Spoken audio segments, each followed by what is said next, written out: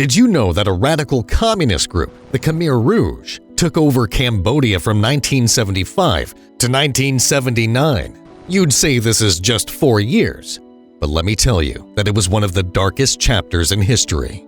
This fanatical communist group was responsible for one of the worst crimes of the 20th century. Nearly 2 million people lost their lives as the Khmer Rouge forced people into hard labor. How cruel, right? But what was the core objective of this group? And did justice ever reach the victims? Let's find out. So, imagine a country ruled by a group that came to power after winning a tough guerrilla war. They took control of Cambodia starting in 1975, led by a man named Pol Pot. He was a Cambodian communist revolutionary and politician who shook the world with his radical ideas. He served as the Prime Minister of Democratic Kampuchea from 1976 to 1979, turning Cambodia into his experimental playground for a new world order. His rule was filled with strict laws and harsh realities that affected the lives of millions. Now here's an interesting fact.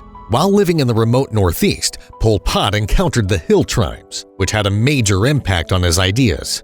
These unique communities lived together in harmony, relying on each other for everything they needed, which meant they didn't use money at all. No worries about going to school, getting a degree, applying for a job, and so forth. Even more surprising was that they lived without the influence of Buddhism, which Pol Pot saw as a pure way of life. Inspired by their self-sufficient lifestyle, he aimed to reshape Cambodia based on these principles. After coming to power, Pol Pot declared something very dramatic. He said it was year zero. This means everything was about to start from scratch. He cut off Cambodia from everyone else in the world and emptied the busy cities to set up new farming communities in the countryside. He got rid of money, private property, and even religion, trying to make everyone live like the hill tribes he admired. But things weren't limited to just changing lives. They extended beyond towards controlling people's lives. Pol Pot's rule was so strict that anyone considered smart or educated was in danger. You will be shocked to know that wearing glasses or knowing another language would get you in big trouble, as it was a sign you might be too clever for his new order. Be it the ethnic Vietnamese, Cham Muslims, or the educated middle class, no one was safe from the brutal regime of the Khmer Rouge. During their rule, hundreds of thousands of educated people were captured, tortured, and executed in special centers. The most infamous of these was the S-21 jail in Phnom Penh, known as Tuol Sleng, where nearly 17,000 men, women, and even children were imprisoned over 4 years.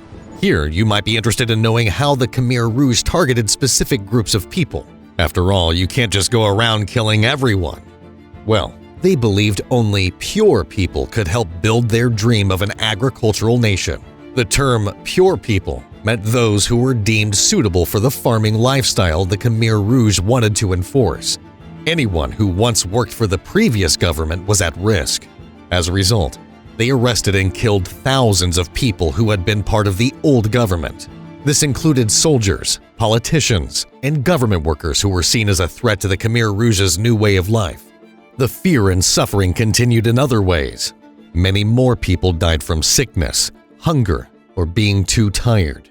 This happened because the Khmer Rouge, which included many young people, made everyone work extremely hard without enough breaks. So, what started for Pol Pot and the Khmer Rouge as an ambitious social experiment led to widespread devastation and brutality. The result was an ancient society's wholesale destruction and a horrifying new term for the world to confront: the killing fields. These are the sites in Cambodia where the Khmer Rouge massacred millions of Cambodians. Then, something good happened. After 4 long and terrible years, the Khmer Rouge government was overthrown in 1979 when Vietnamese troops entered Cambodia.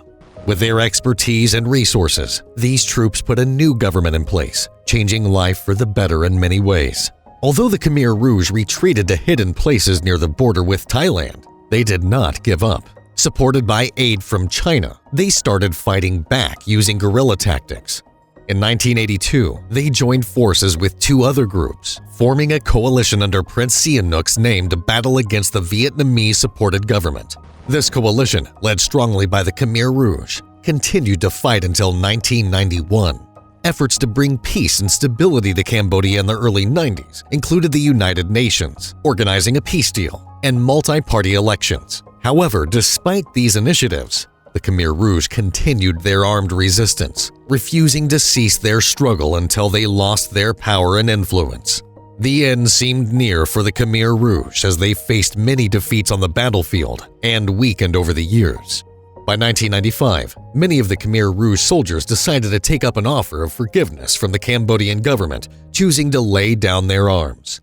In 1996, a big twist happened when Ieng Sary, one of the group's top leaders, left the Khmer Rouge with thousands of fighters and struck a peace deal with the government. Things continued to fall apart for the Khmer Rouge in 1997 when Pol Pot, their notorious leader, was captured by his own comrades and put under house arrest for life. Not long after, in 1998, Pol Pot died, marking a big turn in history. With their leader gone, the remaining Khmer Rouge members had nowhere to turn, as many chose to leave or were captured and jailed. So, was this enough for what happened in Cambodia? No, it was not enough, and legal justice was still needed. And that happened immediately when the movement ended. Right away, people started working on bringing the surviving leaders of the Khmer Rouge to trial. It wasn't easy, and there were lots of arguments and delays. But in 2006, they set up a special court known as the Khmer Rouge Tribunal. This court was a team effort between the United Nations and the Cambodian government, and its job was to ensure that those responsible for the terrible events faced justice. The first group of charges was issued in 2007, and by 2009, the first trial began. It was against Kangek Eov, also called Doig, who had been in charge of a scary prison where many people suffered. In 2010, he was found guilty of war crimes and crimes against humanity and was sentenced to prison. Then, in 2013, Ieng Sary, another key figure, passed away while he was still being tried for his role in the atrocities. The pursuit of justice continued, and in 2014, Keo Sampan and Nuwan Chea, two of the regime's top leaders, were convicted of crimes against humanity and were sentenced to life imprisonment. And finally, in 2018, both were held responsible for genocide in the tribunal's final trial against Khmer Rouge's leaders, sealing a monumentous chapter in the fight for justice. So, over 2 decades were required to bring about justice for the millions who died in the Khmer Rouge's devastating rule. It was indeed a long and difficult journey, but it demonstrated that even years later, there is still hope for accountability and closure. The Khmer Rouge may have caused unimaginable suffering, but who knows? From this terrible moment in history, real change can emerge. Leave a like if you found the video informative, and don't forget to subscribe to our channel for more. Oh, and one more thing. We love your support in the form of likes and subscriptions, but we would love it more if you could support us through supers. Thanks for watching.